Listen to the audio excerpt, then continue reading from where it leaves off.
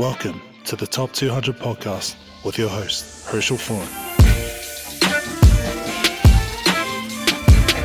What's up, everybody? It's Herschel Foran from High School Top 200, and this is the Monday morning meeting. Welcome back. I'm in a new location.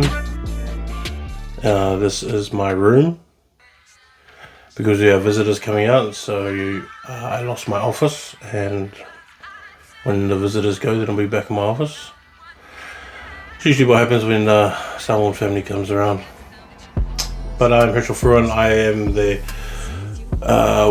owner of High School Top 200. I'm the one that runs it. I'm the one that does all the rankings. I'm the one that shares my thoughts and feelings and opinions and all that kind of stuff. If you follow me, if you want to follow me on High School Top 200 on Facebook, HS Top 200 on TikTok, which is getting better. Right.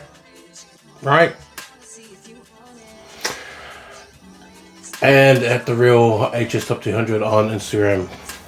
I really need to get my followers up on those things. I need to try harder, but if you don't follow me on those. I know how much views and stuff that I get on those, so like I've got to get more than that. I've probably just got to urge people more to follow along.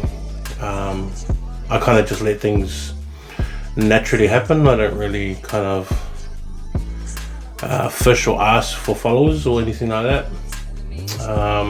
I'd rather you guys follow my website, hstop200.com, because it's got all the rankings on there. It's got all the rankings for schools, and I read all my write-ups and things like that in there, so that's probably a better one to follow. It's a $5 subscription, of course, and it gets updated weekly just like it did today.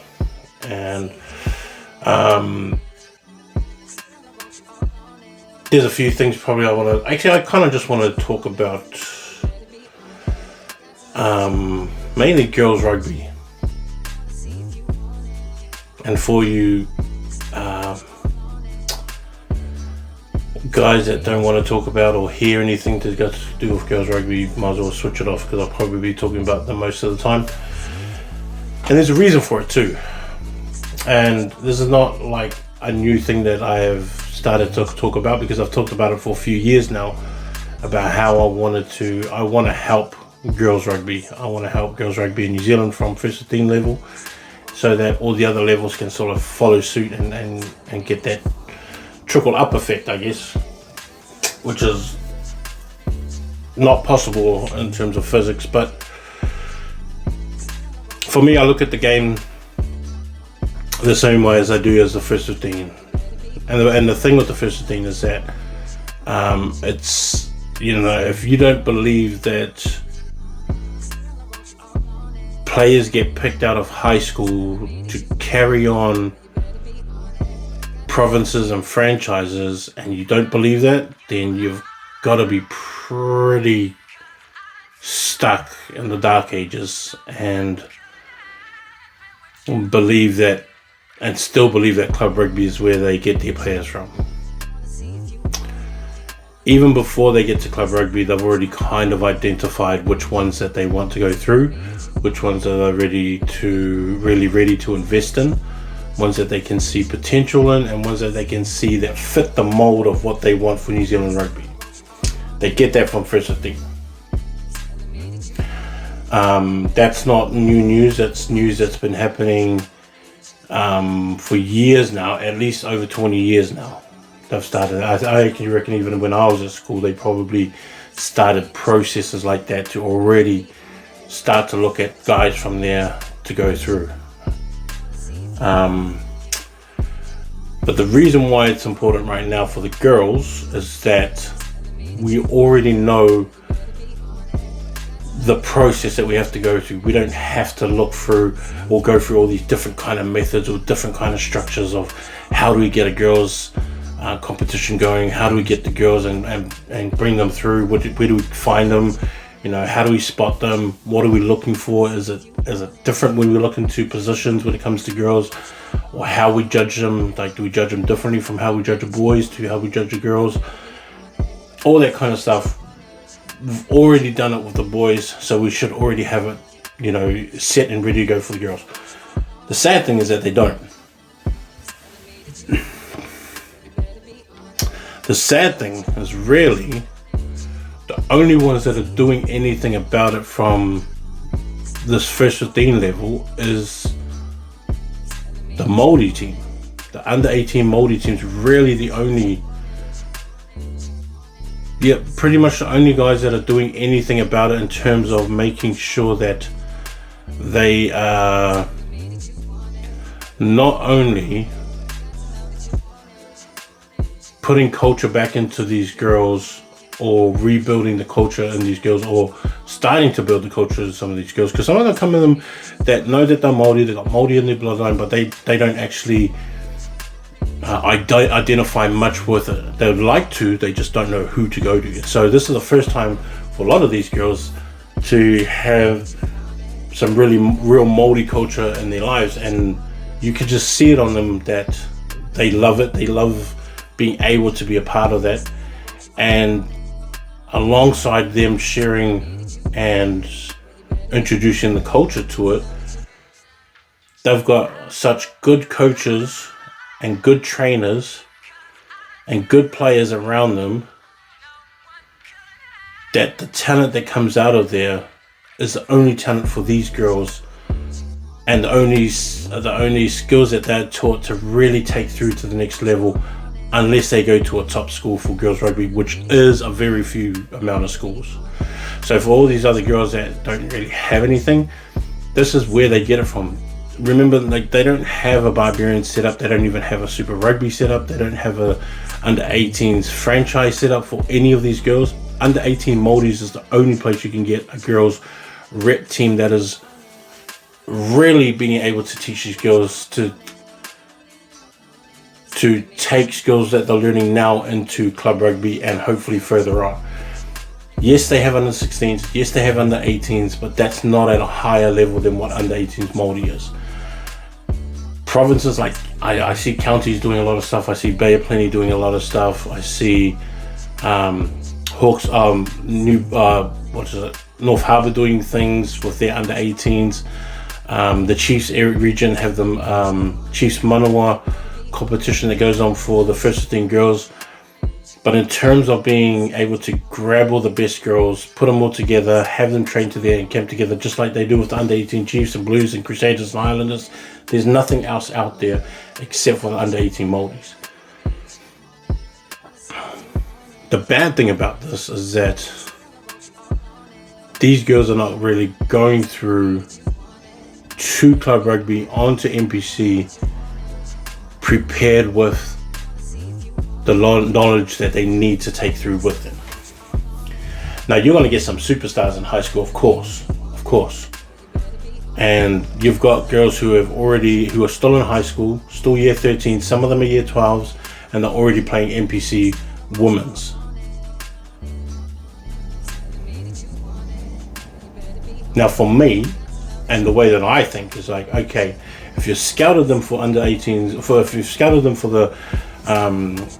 the provinces, for the NPC women's team and the Whare Palmer Cup, why can't you guys just take everyone that's been scouted from high school and that's going into these and just bring them all together in a New Zealand secondary school girls team or New Zealand Barbarians under 18 girls team, and have these girls meet together so that they can get this camaraderie together, that they can have this team thing, so that they can put on the black uniform and they can get their first real taste of national reps, just like the boys. I don't understand why we can't do that. I don't understand why New Zealand Rugby can't, or the New Zealand schools can't go, thanks Hawke's Bay for getting that girl, we're going to take her and bring her in. Thank you Wellington for getting this girl, thank you Taranaki, thank you Southland, thank you to all these guys who have scouted these girls within the areas that are under 18 or that are still at school, that are still year 12, and go, we're going to bring all your girls in, we're going to make a special camp for them, then we'll send them all back out and hopefully we'll give them some different resources. Last year was great in terms of how they had the under 18 teams, and then they had the New Zealand Barbarians under 18s, but the Māori girls had already met together. The Māori girls had already had camps. New Zealand Barbarians came in just slotted together. And in all honesty, the New Zealand Barbarians didn't even know who was actually the better ones and who weren't. They just thought, oh, okay, we'll just get, somebody came up with this thing, and I thought, and remember, I went and I picked my own team, doing my homework from the last 2 years of what I knew of all these girls, and picked a better team than what the New Zealand Barbarians team did. And then when it came to the day, the under 18 Māori girls won, obviously because they were more prepared, because they had already had camps together. They already knew each other. They already started playing with each other, early on in the season, being able to be familiar with each other. New Zealand Barbarians just didn't do that. Now my thing is that, after winning the World Cup, we didn't strike. We did not start building all these things. We did not put it out to these first 15 girls, to these girls at under 15 level, to go, hey, in a few years you're going to be at first 15. This is going to be your Wharepauma Cup guidance here. This is where your goal is going to be. We're going to try to get you in there. We're going to try and get you into the Super Rugby for women, and then try and build all these avenues for these girls and set up all these camps and stuff. They should have done all of this straight after the World Cup.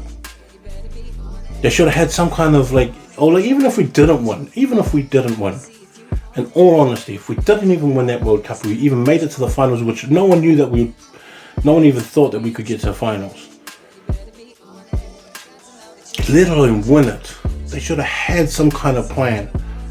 They should have had some kind of, even if you just started off with some small little camps, even province-wise, just small little camps for the top players, not all players, just top players. Just to start with that, a small group of top players.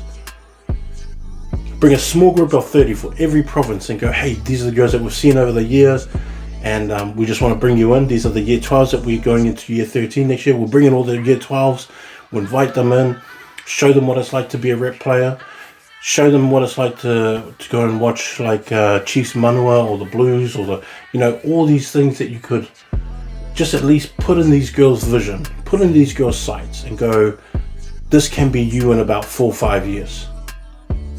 I honestly don't know where that stuff was. And to this day, I still don't see it happening to this day or building to this day. We actually kind of went backwards.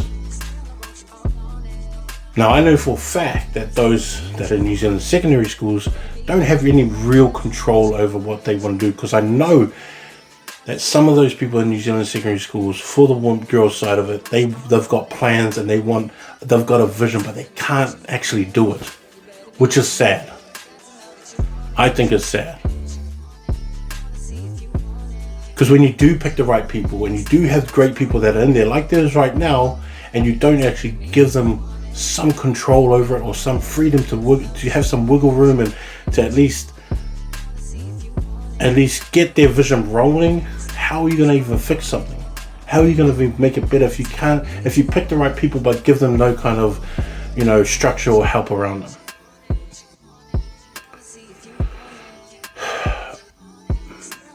As much as I like what we're doing right now, because I love watching the women's rugby at an international level, also with our NPC, Wharepauma Cup and the Super Rugby as well, the Old Picky as well. I know that they've kind of just filled the cup and there's no tap running right now, and I can see that that cup's going to empty out real soon with no filling up. There's no refills after that first cup. And what I do see is what WNRL looks like and how attractive WNRL looks. And if I had a daughter this age that was really good at rugby and she said, Dad, can we try league? I'll be like, yeah, of course. Look at it. Look what they're doing. Even though we have our Old Picky teams and we have our Wharepauma Cup teams, from a first 15 girls perspective, there's a cutoff. There's a cutoff, and there's no pathway that you can see from there to another one. Camps is the pathway that you see. Camps and being able to bring in players just like they do with the under 18 Chiefs and the under 18 Blues and the Crusaders, is that they bring players who are professional right now, and they'll bring in all these guys like Etienne, and they'll bring in what's his name, Arkoi, and all these guys to come into camp and go, hey, this is how you do this, and help these guys out one-on-one. Why wouldn't you just do that for the girls? Why wouldn't you help the girls in the same way? Now, I have a feeling that we're going to lose a lot of girls. No, actually, I don't have a feeling. I know that we're going to lose a lot of girls to league. And if they keep opening up all the teams for league, and we don't have something for these girls to go to, or even have avenues that they can see a pathway to go, they're just going to leave to league. And then we're going to see our league teams become really good. Like even right now, when you look at the league team rosters from the WNRL, you just look at it and you just go, shoot, there's heaps of Kiwi girls in here. And then when they played the Australian team and we won, it was just like, oh, cool, yeah, of course, because we've already got them here. We know that Sevens players after this Olympics are probably going to shoot over to the NRL, the WNRL. We've already had, like, there's already murmurs and whisperings of even our black ferns looking at the WNRL and going, oh, when that Warriors teams open up, we want to go.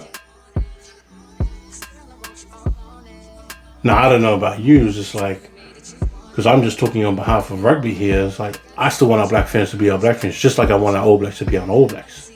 I just want our All Blacks to be the All Blacks. I don't mind kids going off and choosing what they want to do, but my blood is black and I want our All Blacks to win all the time. Now, if it starts leaking and we start seeing all these like things drop, then we've got a problem. But we can't have this problem for the black ferns right now, when we should be just pumping our tournament full of talent, and especially the talented girls that we have here in New Zealand. We have so much of them.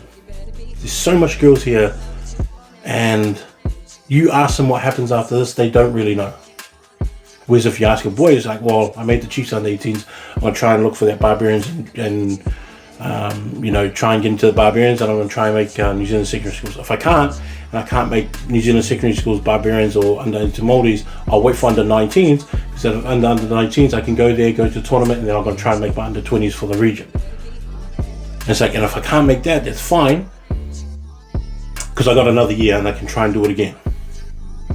If not after that, and I do good in club rugby, and I happen to find a spot, I'll try and get one there. Even if it's not here, I can still go overseas and try and find a professional spot over there. There's like avenues that you can talk to boys and go, okay, that's my plan. You talk to a girl and say, oh, I don't even really know. I don't know what, they haven't talked to me, so I don't know. Kind of like how it was back in the days, you're just like, oh, I don't know. Are we able to play that? It's like, are they looking at me? It's like things like that. And so it's real sad. It's real sad that it's like that right now. It's real, I think it's real bad in terms of like, after all this momentum, Wayne Smith and the girls win the World Cup. Our sevens team is always real good for the women's, for the girls' sevens team. And I hope we win gold. But then what's next? If all those girls leave, are they just back to square one and rebuilding? Now sevens, I think we can rebuild, but I don't know what it is with 15s, and I just don't think we can. And all those teams up there having under 20s Six Nations for girls and boys. We don't even have an under 20s New Zealand team. Not even an under 20s.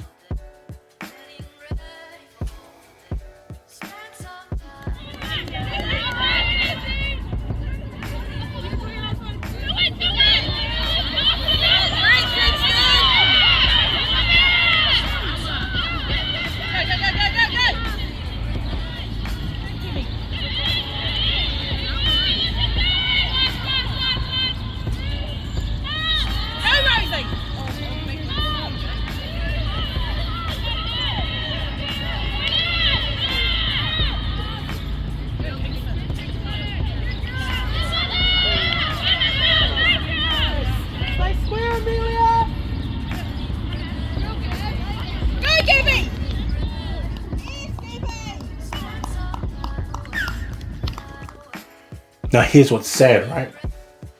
The sad thing is that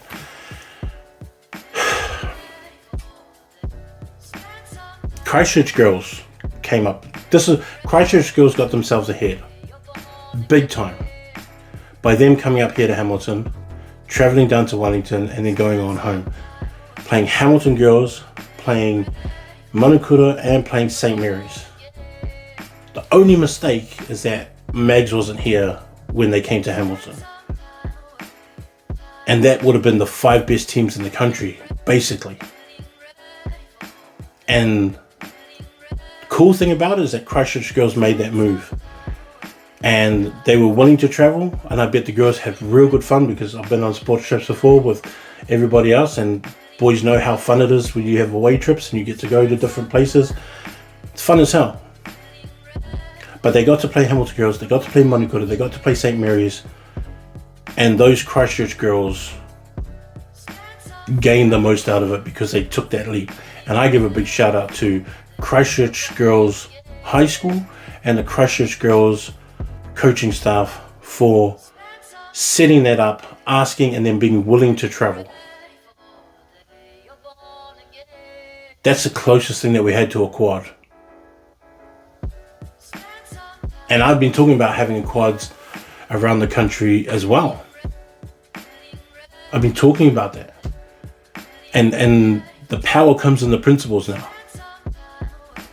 The good thing about the 180 is that those principals can control it. That's the good and like the bad thing.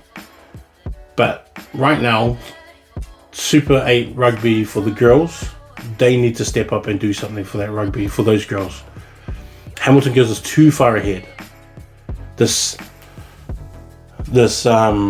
Chiefs Manua competition that they have, where they have, it was cool that Wesley's coming down, where they had Wesley come down, they had Hamilton girls first and second 15, they had Rotorua girls, Tauranga girls,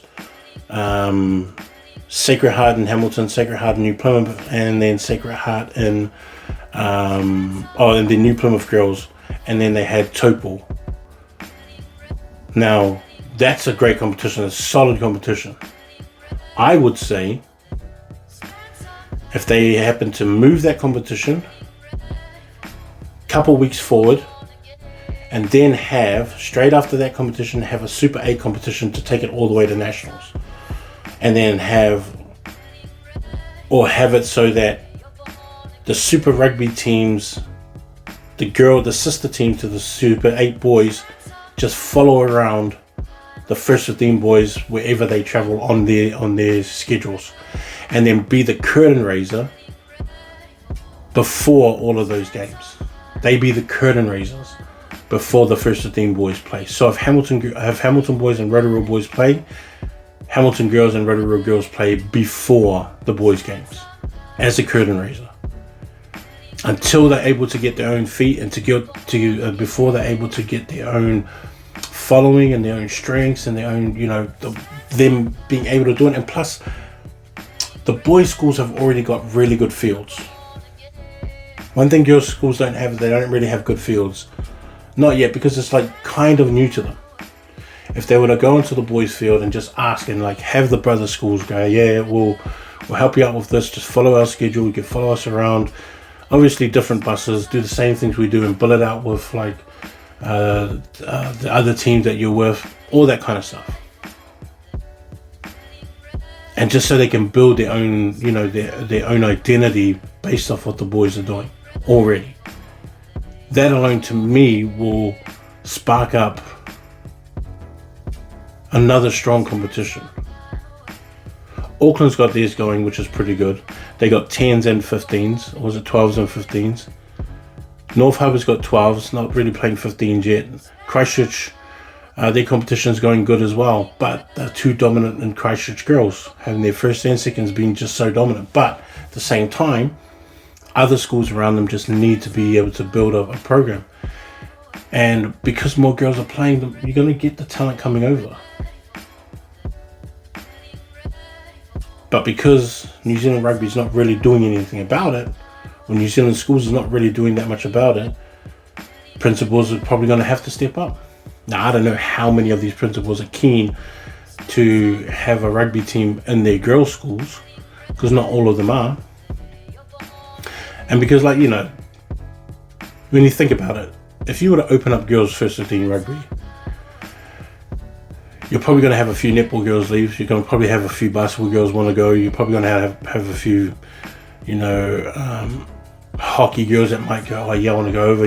All my brothers played, I want to play too, and that kind of things that might hurt some other sports. But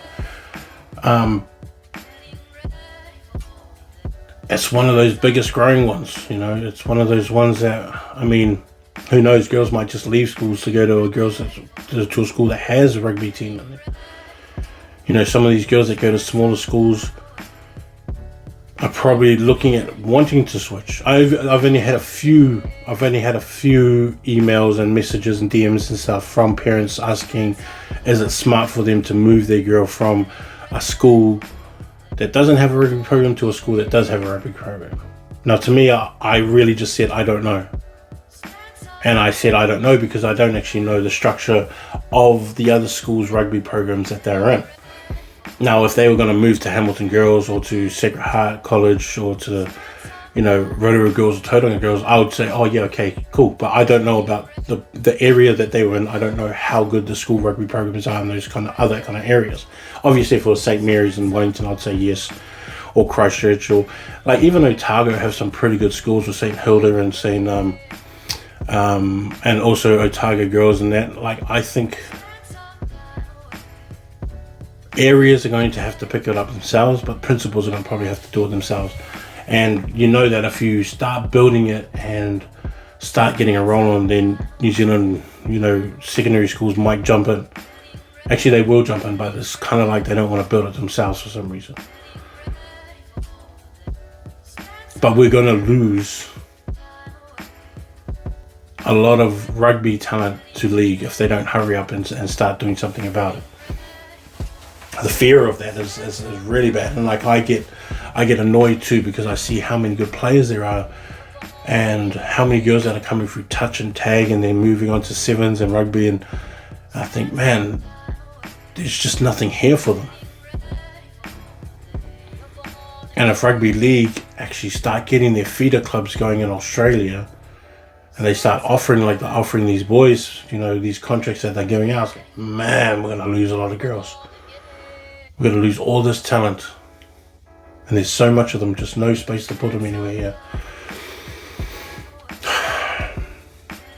And it does bug me. It bugs me a lot. And it bugs me a lot because I can't help either. I can't help in a way, like, I can talk about it, but it's not...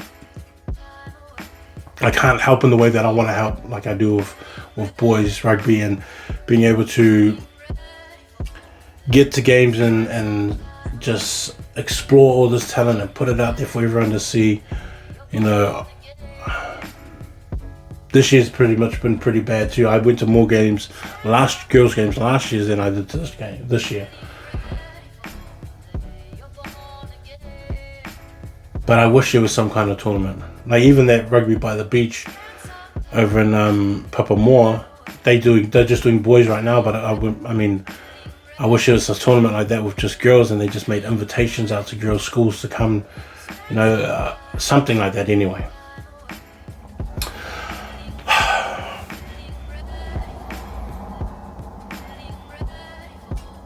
I think I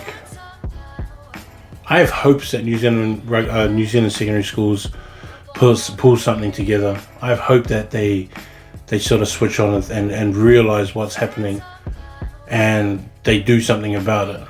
But I know the ones chosen for the girls rugby in the sevens and for secondary schools, they have that ambition, they have plans, they have ideas, but they're just not given the full power to do what they really want to do. And they don't have the backing to do the things that they want to do, because I know that if they were given that power, that the things would change a lot. And we just have too much talent. I'm just scared that the talent goes, without having a shot here. It's different with the boys where I'm just like, yeah, cool, bro, just go. Even if the number one player in the country to me just said, yeah, I want to go try another sport, like, yeah, cool, bro. Because I know that it's the talent here in New Zealand is just so much. There's so much of them on the boys side of it. And the older the boys get, the bigger the boys get, the more mature the boys get, I know that we'll always have players, but it's not the same kind of, it's not the same kind of flow with the girls' talent that we have. It's like we have all the talent, just have nowhere to put them.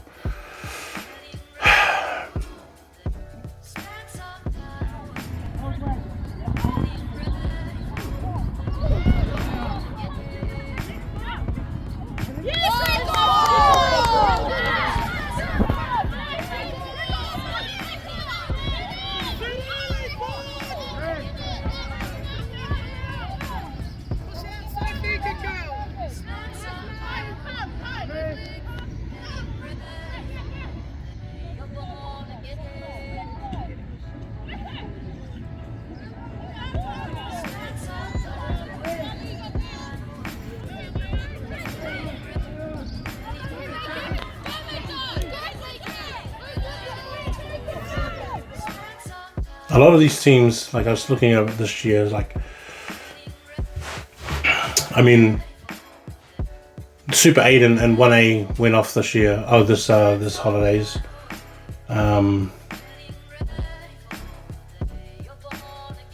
I think it was good. St. Peter's beating Gisborne. Kelston beating Tauranga, beating out the number 1 team in the country. Kelston went through, got it done. De La Salle went out, came down here to Hamilton. I went to that game. They got beat by St. John's. Napier boys lost to Fielding. Rotorua boys went down to Lindisfarne, won down there. Westlake went down to New Plymouth and won down there. Kings went down to Palmy and lost. Just all these games, Otago, I think they drew with Christ College. All these games and all these strong games from around the country. I still don't know why it's not televised. I don't get that New Zealand does not get what streaming can do for you, and how streaming pays, and how streaming is key, and the content is key. And I might be mistaken. I might be mistaken, because there's probably a bunch of people there that are telling the guys that need to know, hey, we need to start streaming these games and getting the content from these games, and then using that to market, as marketing. Use that as a tool. Use that as a step up for the next, the next coming through. Just whatever the next is coming through. Just live stream. And I'm not even just talking about first team rugby. I'm talking about club as well. Like, I've seen bits and pieces of club games from live stream from Facebook pages and stuff like that. But Whakaara Māori do a great job with high school sports. But no one else wants to do that, and rugby itself doesn't want to do it, and it's not that expensive. For the kickback that you get through content creation, through followers on their TikTok and on their Instagram and their Facebook, if you have a look at it, that's just so underdone, It's so underdone, and it's sorry about that. They're losing. They don't know what they're losing. I guarantee there's people that are there that are going, hey, we're missing out on this stuff, and the people that make decisions are just not listening. They're just not listening. But all the content that we have in the country, from all the rugby that we have played throughout this year, and you barely see any of it show through online.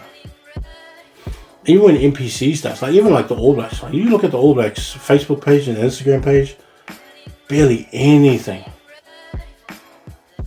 at all. Fielding High School does more than what the All Blacks and that do in terms of presenting content, in terms of rugby. Pukekohe High School does more than that. Kelston boys have a really good one. All these schools have really good ones. Even Hamilton girls have a really good one. Christchurch boys, so they have their own media teams. But how do these guys not know that content is king, and they're not streaming? All these games that I just mentioned, and they're all crossover games from competition to competition. This is high school. But look at all the club finals, and this is why I believe that they're not as committed even to club like they say they are. It's like, hold up. Where's your guys' page? Where's your guys' YouTube page? Why do these provinces have to do their club finals on their own Facebook page? Where's the YouTube page for this? And then where are the highlights for this? Where's all the breakdowns of this? Where's the TikTok pages for these? Where's the Instagram pages and for the reels? And I was thinking, hey man, like, you could actually put that down to a matter of 3 or 4 guys, 2 cameramen, and 4 guys, 2 cameramen, social media guy, and an editor. Like a guy that can, and these are just small productions of 2 cameras that have mics, put them in the great position where you can see these different things, have one guy at the top doing the whole field, have the other one down on the field so you can catch different content, and then you have just an editor and a social media guy. Once the game is finished, go home and chop it up for the next 3 days. Post it for the next 3 days. Post. I don't get how that's hard. Hell, New Zealand Rugby, give me that job. I'll sort it out. I'll find cameramen. I'll find social media guys.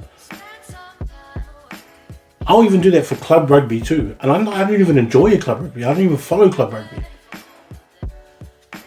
But whenever I look on like these club rugby teams and I see all the players that have come through high school top 200, I see them on all these teams. I'm like, man, I used to talk about these guys all the time.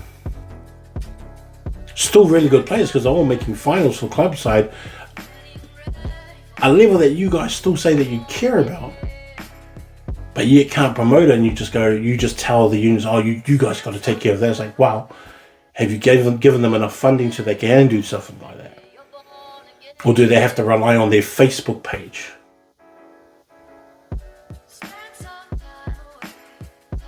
I don't understand that.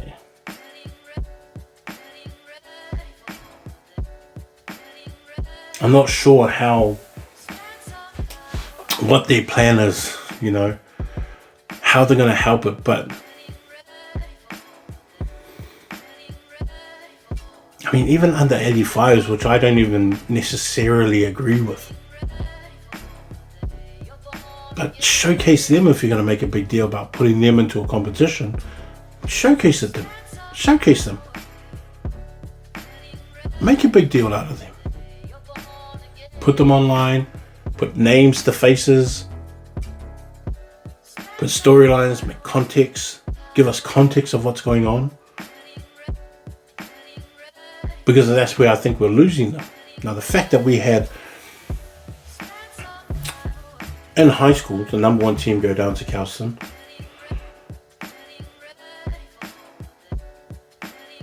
Then we had Kings travelling to Palmy, which is a tradition that's been going on for years and years. We have Christ and Otago, which is another tradition that's been going on for years and years. Then we got new ones like De La Salle and St. John's Hamilton, Lindisfarne and Rotorua. A really, really, really good exchange of Westlake and New Plymouth. And St. Peter's and Gisborne, boys. Just those ones that I named. And I think St. Paul's, Auckland, went down to St. Pat's Town, I think. But here's the thing though, right? How are you going to help them if you're not able to provide these people, or like those that are in charge, with the resources that they need to make these things better? Now, I don't know, and I'm not trying to count these guys' pockets of what they give provinces and whatever, but from a New Zealand secondary school standpoint and what I see them do for like boys rugby and girls rugby, boys rugby get quite a lot, girls rugby hardly get anything. Girls rugby have been going on for quite some time, and like we've seen it in sevens build, and they still haven't stepped up to do anything for girls rugby. And even people in girls rugby were going, hey, this is getting too big, these girls are getting too good, we've got to do something with this talent, and they just left it off, and all the coaches and them are looking at like, hey, these girls are too good for them not to be seen and shown. These 7s girls are going to turn into 15s girls, which is exactly what happened. Now, the people at the top making decisions just for some reason didn't hear it, or just shunned it off like it was nothing. And again, back to the chance in terms of we won the World Cup and we should have struck them with a bunch of different things for girls rugby. They may say that they've got, oh yeah, we've done this for girls rugby, this one. It's like, well, where? Because everyone's still complaining about the same things that they were complaining about before that World Cup. So what is it that you guys did? Like, what is it that they did? I don't get it.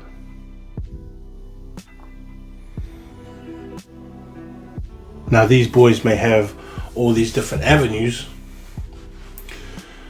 but at the same time, I still think that they're like, they could be done. There could be more done for them.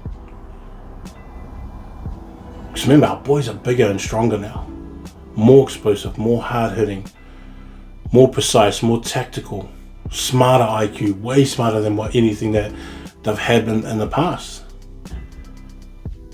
Our boys are just firing off at everything. We've only got limited spots though. Now guys are starting to pull away from the country, which I'm fine with, only because I know these kids personally for over the years from doing top 200. But at some point it's going to really, really start hurting. Now, I don't know the backs and fronts of how this can be fixed. But I know that most of the boys want to actually play rugby here in New Zealand. They just don't have any spots for them. Most of them don't want to play overseas, but they just have to.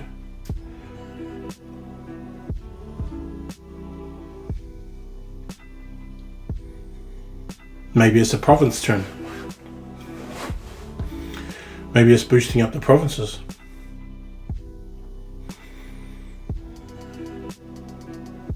You know, like NPC might need a change, might need another,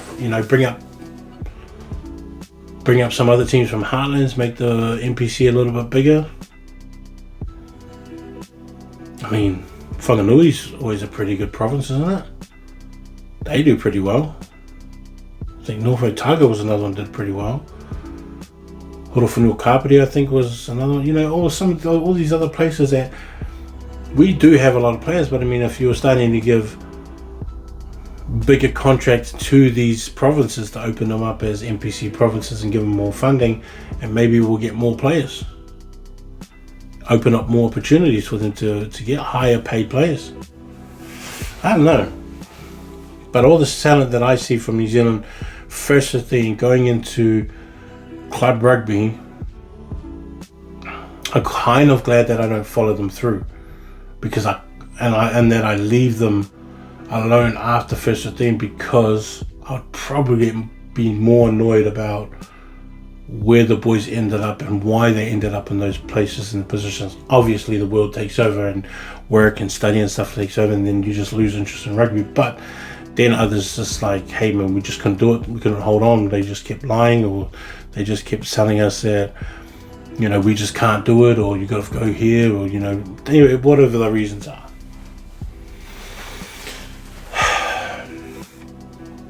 But anyway, I'll keep this one real short. Back to rugby next week, full week next week. Shout out to all the teams that won just these past weeks, St. Peter's, shout out to St. Peter's College. Shout out to Calcium for knocking off the number one. We're probably going to have a new number one. Shout out to Rotorua boys and Palmy boys hosting. Wellington winning over Wairarapa was another game that was on this weekend. And you year 13s, man, finish it strong. Finish strong. Leave everything on the field. Finish in the best way. Even if you don't win, just finish in the best way. And if you made under 18s, prove it at under 18s as well. Also under 15s, I think it's in Tauranga this year, right? Under 15 nationals, I'll be heading over for that, and then I think the Rugby by the Bay in Papamoa is on the same time, so I'll probably split my time between the two. Hopefully. See how it goes. Anyways, love you all. High School Top 200. Later, ball.